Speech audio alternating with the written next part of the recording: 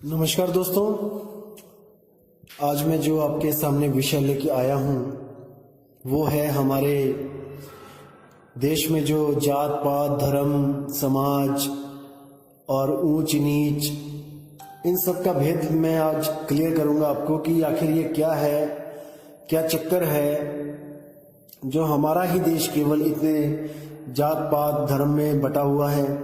क्या दिक्कत क्या है, कहाँ पे दिक्कत है। तो दोस्तों, सबसे पहले मैं बात करूंगा उस समय की जब ये सृष्टि बनी ही थी। जब ये सृष्टि बनी थी दोस्तों, तब जो पहला जीव इस दुनिया में आया था वो सिंगल सेल बॉडी था, यानी एक कोशिका का जीव था। जैसे अमीबा, पैरामीशियम, इस प्रकार के जो जीव थे, सिंगल सेल बॉडी। और उससे भी पहले जो था वो एल्गी थी। एल्गी से शुरुआत हुई है, जैसे साइंस बोलती है कि एल्गी से शुरुआत हुई है। मान के चलते हैं कि साइंस भी चलो अपनी जगह ठीक है, वो भी कि यहाँ पे शुरुआत तो कहीं ना कहीं से होगी, तो सिंगल सेल बॉडी लेके चलते हैं। तो दोस्तों, जब वो सिंगल सेल बॉडी जब आई थी इस दुनिया में, तो उस वक्त कोई अक्षर नहीं था, कोई किताबें नहीं थी, कोई पढ़ाई नहीं थी। कैसे कैसे ये धरती का जो तापमान था वो स्थिर हुआ और सारा पर्यावरण बदला, बारिश की कुछ बूंदें पड़ी होंगी और वही पानी आया होगा, उसमें जीव की उत्पत्ति हुई होगी। तब वहां पर कोई भी अक्षर नहीं था, कोई पढ़ाई नहीं थी, कोई भाषा नहीं थी, कोई जात पात धर्म भेद नहीं था। और उसके और आगे चलते हैं, होते होते होते डायनासोर आए, डायनासोर का युग आया, तब भी कुछ नहीं था। उसके बाद और आगे जाके आदि मानव आया। जैसे कहते हैं कि बंदरों से ही आगे जो ये विकसित होकर बुद्धि एक इंसान की बुद्धि बनी। साइंस को भी साइड में रख देते हैं, मान के चलते हैं कि शुरुआत आदि मानव से हुई, जब इस दुनिया में पहला आदमी और पहली औरत आई, मान के चलते हैं।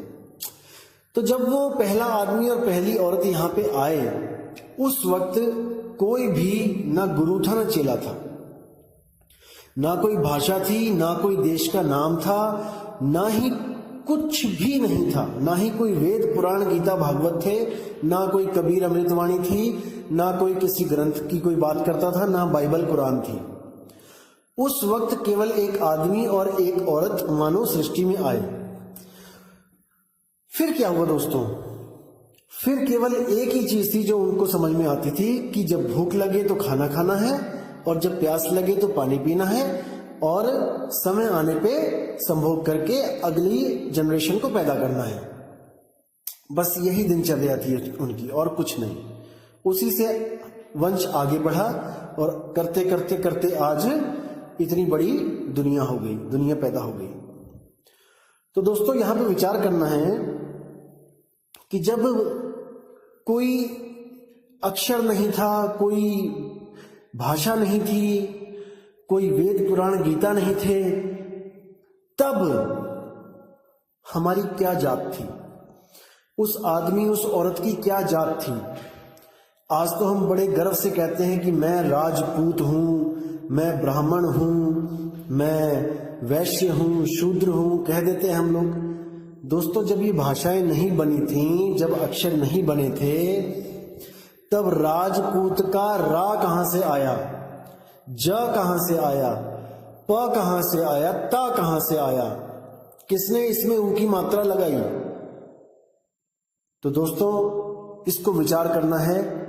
केवल इंसान को छोड़कर जितने भी अखिल सृष्टि में जीव हैं, आज तक वो अपनी जात पात को, अपने आप को जात पात में बांट नहीं पाए। केवल और केवल एक इंसान ने ही ये काम किया, सिर्फ एक इंसान ने। क्यों किया? क्योंकि वो बुद्धिमान था। दोस्तों, वो बुद्धिमान था और वो जंगल में रहता था। जंगल का कानून था कि जो ताकतवर होगा वो कमजोर को खाएगा। दोस्तों, जंगल का कानून यही होता है कि जो ताकतवर है उसी को जंगल में जीने का हक है, और जो ताकतवर नहीं है उसको मरना पड़ेगा, किसी दूसरे जानवर का भोजन बनना ही पड़ेगा। अब इंसान को इतना तो समझ में आ चुका था कि इस जंगल में जीना है भाई, तो ताकतवर बन के जीना है। इसीलिए उसने जानवरों के साथ ताकत की जगह बुद्धि का इस्तेमाल करना शुरू कर दिया।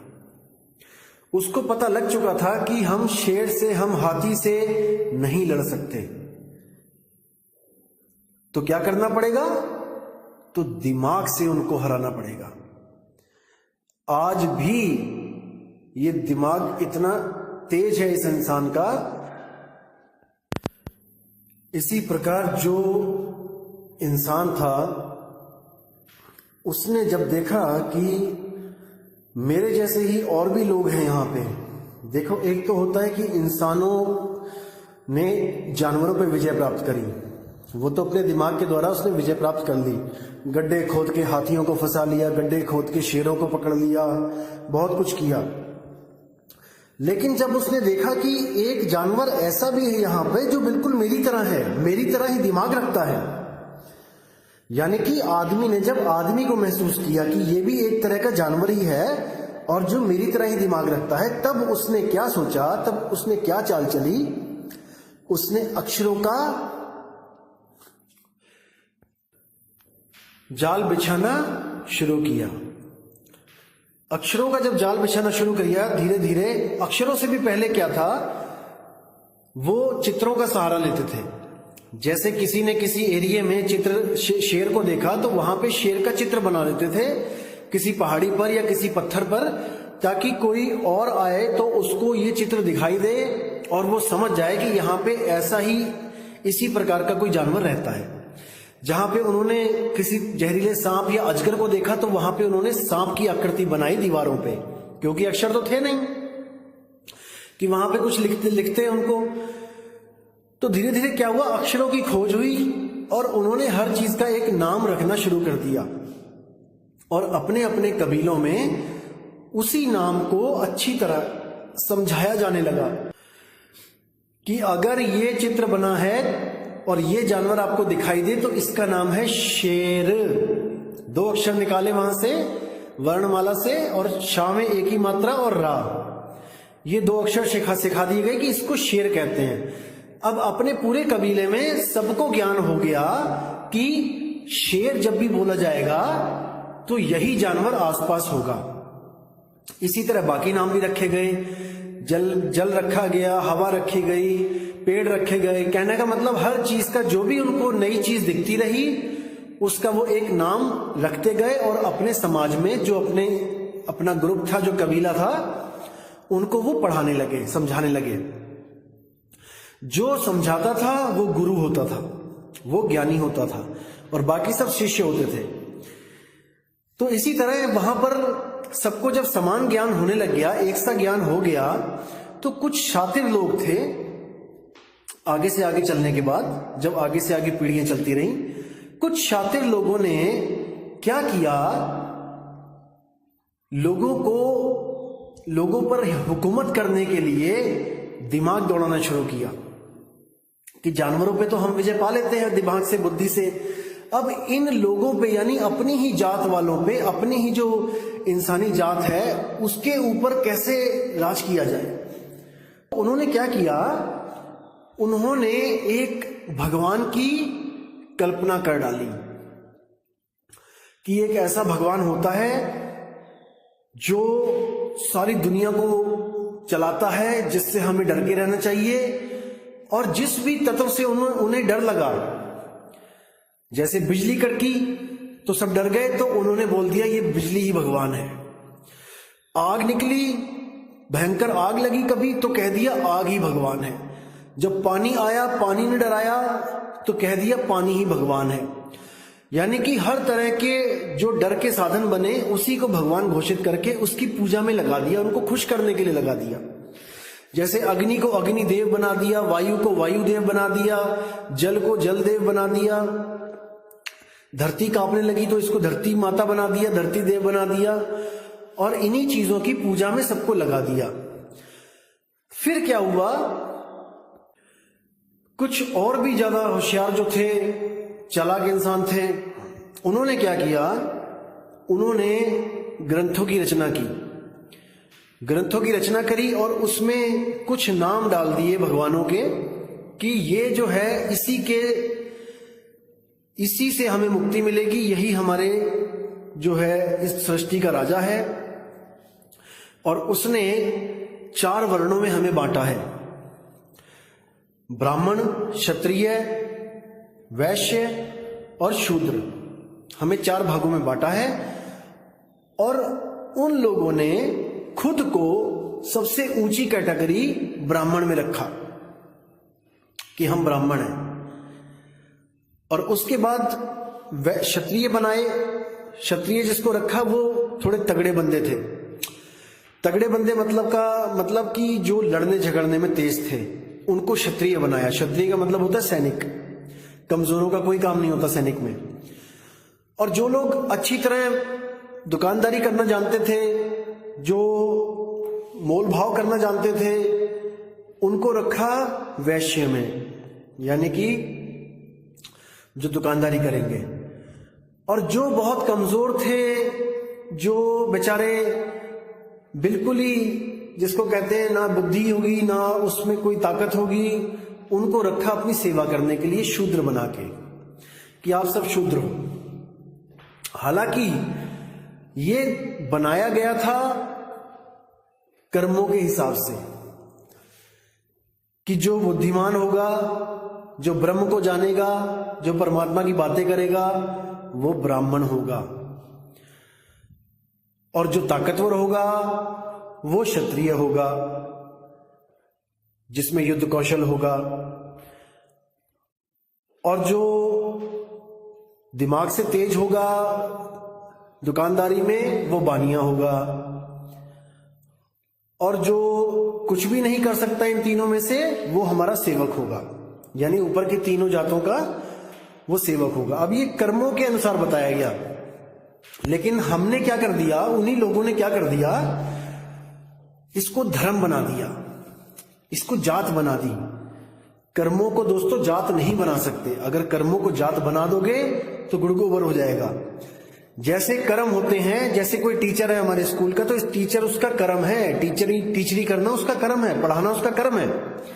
अब अगर हम उसकी जात बना दें कि टीचर एक जात है और इसी जात वाले लोगों को अधिकार है कि वो स्कूल में पढ़ाएंगे, तो दोस्तों टीचर का जो बच्चा होगा जरूरी नहीं कि वो भी टीचर की तरह बुद्धिमान होगा। वो 1 नंबर का लफंडर हो सकता है, 1 नंबर का नशेड़ी हो सकता है, 1 नंबर का महामूर्ख हो सकता है। तो हम उसको कभी टीचर एक्सेप्ट नहीं करेंगे किसी स्कूल में, ना अपने बच्चों का गुरु उसको एक्सेप्ट करेंगे। लेकिन यहां पर क्या चल रहा है, ब्राह्मण का लड़का ब्राह्मण होगा, राजपूत का लड़का राजपूत होगा, बाणिया का लड़का बाणिया होगा, शूद्र का लड़का शूद्र होगा। कितनी बड़ी विडंबना है दोस्तों, कितना बड़ा धोखा है हमारे साथ जो किया गया। ब्राह्मण का लड़का 10 बार फेल हो जाए स्कूल में, उसको काखा गाना आती हो, एबीसीडी ना बोल पाता हो, वो फिर भी ब्राह्मण ही कहला रहा है। देखो, क्षत्रिय का लड़का जो बिल्कुल सूखी हड्डी है, जिसको फूंक मार के उड़ा दिया जाए, वो क्षत्रिय कहला रहा है। वो भी मोटरसाइकिल के पीछे लेके घूमता है कि मैं राजपूत हूं। बाणिये का लड़का जिसको एबीसीडी नहीं आती दुकानदारी की, वो बाणिया कहला रहा है। और शूद्र का लड़का जो आज आईएएस बना हुआ है, वो अभी भी शूद्र ही कहला रहा है। तगड़े तगड़े बिजनेसमैन बन गए हैं शूद्र, लेकिन वो कभी बाणिये बन ही नहीं पाए। वो आज भी शूद्र ही है, जबकि उनमें पूरी क्वालिटी है कि वो अपनी जात चेंज कर सकें कर्मों के अनुसार। कितने शूद्र हैं जो आज भारत माता की रक्षा करते हैं, सरहदों पे खड़े होकर एक सैनिक का फर्ज निभाते हैं, लेकिन सैनिक होते हुए भी वो क्षत्रिय नहीं है। कितना बड़ा धोखा है हमारे साथ। और ये धोखा है केवल अक्षरों की वजह से। दोस्तों, अगर सारे अक्षरों को खत्म कर दो आप, एक भी अक्षर इस दुनिया में ना रहे, अब मुझे बताओ कि आपकी कौन सी जात है, आप कौन से वर्ग में आते हो, आपका क्या धर्म है, आप किस देश के वासी हो और आपके देश का नाम क्या है, आप किस भगवान की पूजा करते हो, उसका भी नाम बता दो मुझे। अगर इन अक्षरों को खत्म कर दिया जाए तो यानी कि हमारा भगवान तक इन अक्षरों का गुलाम हो चुका है। अक्षर नहीं तो भगवान नहीं, अक्षर नहीं तो मोक्ष नहीं। क्यों? क्योंकि मोक्ष तो मंत्रों से मिलेगा, और जब अक्षर नहीं तो मंत्र नहीं, फिर तो सब फंस गए 84 के चक्कर में। मुझे मेल्स आती हैं कि भैया कुछ नहीं करने की जरूरत है, बस राम राम राम राम करते रहो और पार हो जाओगे। भाई तब आपका राम कहां था जब हिंदी भाषा के, संस्कृत भाषा के अक्षर भी नहीं बने थे? तब ये आपका राम मंत्र कहां था? भाई रा तो तभी आया ना जब काका गागा अंगा चाचा जाजा करके रा तक पहुंचे। अगर ये 52 अक्षर ही ना बने होते तो कौन सा मंत्र आप जप रहे होते और कौन सा ज्ञान हमें पढ़ा रहे होते आपकी ये मंत्र जप लो। तो दोस्तों इसको समझना पड़ेगा। जब तक पानी का नाम नहीं था पानी, तब भी हमारी प्यास बुझती थी, हम पीते थे पानी। आज जानवरों को नहीं पता है कि पानी का नाम क्या है, फिर भी उनकी प्यास बुझती है। इसका मतलब वस्तु से प्यास बुझेगी, उसके नाम से नहीं। कबीर साहब ने वस्तु की बात करी है। वस्तु कहीं ढूंढे कहीं कैसे लागे हाथ, गुप्त वस्तु तब मिले जब भेदी लीजिए साथ। वो गुप्त वस्तु तब मिलेगी जब आपको एक भेदी सतगुरु मिल जाएगा, अन्यथा आप मंत्रों के चक्कर में सारा जीवन बर्बाद कर लोगे। अब कोई कहता है कि भगवान का नाम नहीं लेंगे तो भाव कैसे बनेगा? दोस्तों आप पानी को जहर समझ के पी लेना। आज पानी को पीना और सोचना कि मैं जहर पी रहा हूं, आपका भाव जहर की तरह हो जाएगा कि जहर पी रहा हूं मैं। दोस्तों तो क्या पानी आपका गला गीला नहीं करेगा? क्या आपकी प्यास नहीं बुझेगी? दोस्तों परमात्मा को आपके भाव की जरूरत नहीं है। परमात्मा को पाना है, वस्तु सही होनी चाहिए, भावों से कोई लेना देना नहीं होता। कई लोग कहते हैं धन्ना जट को पत्थर में मिल गया विश्वास के कारण। अच्छा चलो ठीक है, विश्वास करके देख लेते हैं। एक छोटी सी स्टोरी सुनाता हूं आपको। एक बार एक नई नई ब्याही लड़की शादी होके आई ससुराल में, तो उसने माता से पूछा, अपनी सास से पूछा कि माता आप ये क्या कर रहे हो? माता क्या कर रही थी कि वो मटकी में जो मदानी डालते हैं जिससे हम दूध दही से मक्खन निकालते हैं, वो डाल के उसको रिड़क रही थी, उसको चला रही थी। तो जो गुप्त थी वस्तु वो है मटकी में, दिख नहीं रही है। वो जो अंदर पड़ा है मटके में दिख नहीं रहा है, मटका दिख रहा है, ऊपर मदानी दिख रही है। तो उस लड़की ने पूछा माता ये क्या कर रही हो? तो माता ने क्या कहा कि मैं मक्खन निकाल रही हूं। तो उसने कहा ठीक है माता, मैं भी कल निकालूंगी। तो कहती है माता ठीक है निकाल लेना। अगला दिन बीतता है तो वो लड़की मटके पे मधानी रखती है और उसको रिड़कती है, रिड़कती रिड़कती रिड़कती 2 घंटे रिड़कती रहती है और उसमें कोई मक्खन ही नहीं निकलता है। तो माता कहती है क्या हुआ बेटी, इतनी देर हो गई, क्या कर रही है? कहती माता निकल ही नहीं रहा उसमें से मक्खन। तो कहती है ऐसा कैसे हो सकता, दिखा मुझे। तो जब वो देखती है तो क्या देखती है कि उसने उसमें दही डाला ही नहीं है, उसने पानी डाल रखा है। और पूरे विश्वास के साथ बैठी है कि जैसे माता ने मक्खन निकाला मेरा भी निकलेगा, पूरे विश्वास के साथ कर्म कर रही है वो। लेकिन दोस्तों पानी में मदानी मार के मक्खन नहीं निकलता है। तब माता ने वहां पर उसको बोला कि बेटी तेरी वस्तु गलत है, तू सही वस्तु पे कर्म नहीं कर रही है, तू सही वस्तु पर विधि नहीं, विधि तेरी ठीक है लेकिन तेरी वस्तु ही गलत है, इसलिए तू वस्तु को बदल। तो जब उसने वस्तु को बदला तब उससे वो मक्खन प्राप्त हुआ। यानी कि उसका विश्वास धरे का धरा रह गया अगर वस्तु गलत हो तो। इसलिए सत्य को आपके विश्वास से कोई फर्क नहीं पड़ता। अगर आप गलत नाम जप रहे हो और आपने पूरा विश्वास कर लिया है कि इससे मेरी मुक्ति हो जाएगी, तो सत्य को इससे कोई फर्क नहीं पड़ता, सत्य आपको नहीं मिलेगा। लेकिन आपने अगर सही वस्तु पकड़ ली है और आप उसका सिमरण कर रहे हो, तो इससे आपके विश्वास और ना विश्वास से कोई लेना देना नहीं। जिस चीज को आप कोशिश कर रहे हो वही चीज आपको प्राप्त होगी, उसमें कोई बदलाव नहीं होगा। जैसे आप बर्फ को ये मान के हाथ लगाओ कि ये आग है, ये गर्म है। दोस्तों छूने पर आपको ठंडी ही लगेगी, क्योंकि वो उसका स्वाभाविक गुण है। इसी तरह जो शब्द है वो आपको मुक्ति देगा अगर वो सच्चा शब्द हो। विश्वास से इसका कोई लेना देना नहीं होता। विश्वास तो केवल गुरु के ज्ञान पे किया जाता है, परख के द्वारा। शब्द को आपके विश्वास और ना विश्वास से कोई लेना देना नहीं है। अगर आप उसका सिमरण करोगे, उसको याद करोगे, तो भाई उसको प्राप्त करोगे, अगर वो सच्चा शब्द है तो। अगर वो सच्चा शब्द नहीं है तो पूरे विश्वास के साथ भी याद करोगे, तब भी वो आपको नहीं मिलने वाला। जो पाओगे, जो खोजोगे वही पाओगे। जिसका बीज बोओगे उसी का पेड़ आपको प्राप्त होगा। ऐसा नहीं हो सकता कि आपने बोया तो असत्य है और आपको प्राप्त सत्य हो जाए, ऐसा कभी नहीं हो सकता। कई लोग क्या कहते हैं कि भाई जाप तो करना पड़ेगा, अजपा जाप तो करना पड़ेगा, अनहद नाद तो सुनना पड़ेगा, तभी तो वो शब्द प्रकट होगा।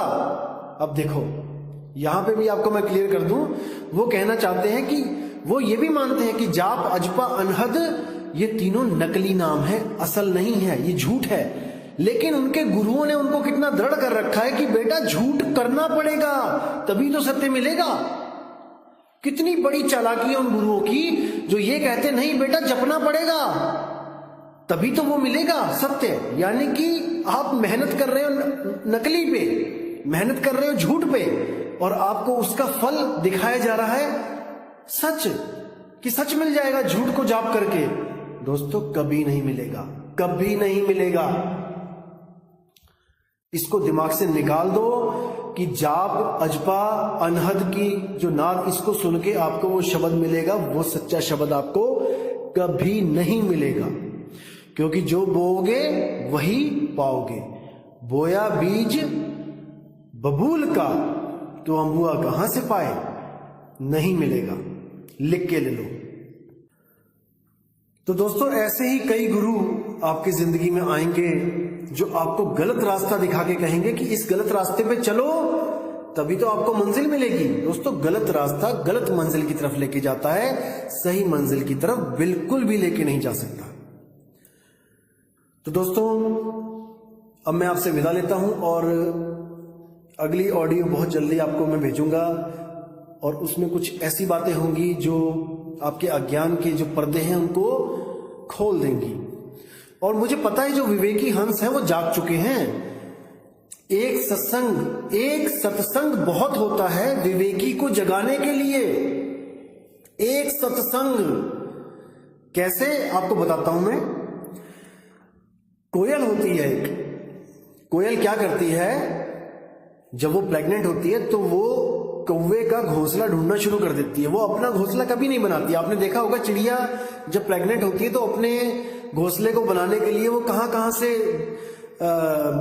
घास फूस उठा के लेके आती है। लेकिन कोयल कभी ये काम नहीं करती। वो क्या करती है, वो देखती है कि कौवे ने घोंसला कहां कहां बना रखा है। तो जब वो प्रेग्नेंट होती है वो कौवे के घोंसले के आसपास दिन रात नजर रखती है, और जब उसको लगता है कि हाँ अब मैं अंडे दे सकती हूं, तो वो जाकर, जब कौवा नहीं होता है तो जाकर उसी के अंडों में अपने अंडे मिला देती है।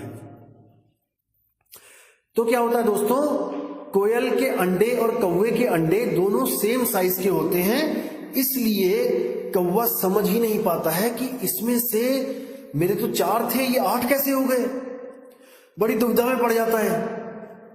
अब उसको पता भी है कि कोयल के अंडे हैं, उसको पता होता है, क्योंकि उसके, अब जैसे मान के चलो हमारे 2 बच्चे हैं, 2 और आके मिल जाएंगे हमारे घर में, तो हमें तो पता ही है ना कि हमारे 2 थे 4 कैसे हो गए। इसी तरह कौवे को भी पता लग जाता है कि इसमें 4 अंडे कोयल के हैं, और उसके भी मन में विचार आता है कि मैं उन अंडों को फोड़ दूं, लेकिन सेम साइज, सेम कलर, सब कुछ सेम होने की वजह से वो डरता है कि कहीं गलती से मैं अपने अंडे ना फोड़ दूं। इसलिए अब जहां 4 अंडे सेने होते हैं उसको गर्मी देनी होती है, अब बेचारा 4 को देती है जो कौवी होती है। अब 4 को सेती है, उसके बाद इंतजार करती है कि जब बच्चे निकलेंगे तब मार दूंगी मैं, जो कोयल के बच्चे हैं उनको। अब जब कोयल के बच्चे होते हैं तो क्या होता है, तो कौवा फिर देखता है कि अब जो बच्चे पैदा हुए हैं वो भी कलर सेम, साइज सेम, सब कुछ सेम, और उन बोल तो सकते नहीं होते बच्चे, बस मुंह खोलते हैं खाने के लिए। बड़ी दुविधा में पड़ जाता है कि यार अब मेरे बच्चे कौन से हैं, इसमें किसको मारूं मैं। अब क्या होता है, अब बेचारा जहां 4 बच्चों को पालना होता है वहां 8 को पालता है, ला के कीड़े मकोड़े खिलाना शुरू करता है उसको। अब बेचारा जहां 4 चक्कर लगेंगे वहां 8 लग रहे हैं, बड़ी मुसीबत, क्या किया जाए। तो कहता है कोई बात नहीं, थोड़े और बड़े हो जाए फिर बताता हूं इनको। धीरे धीरे वो बड़े होने लगते हैं और कौवा उनको उड़ना सिखाने लग जाता है।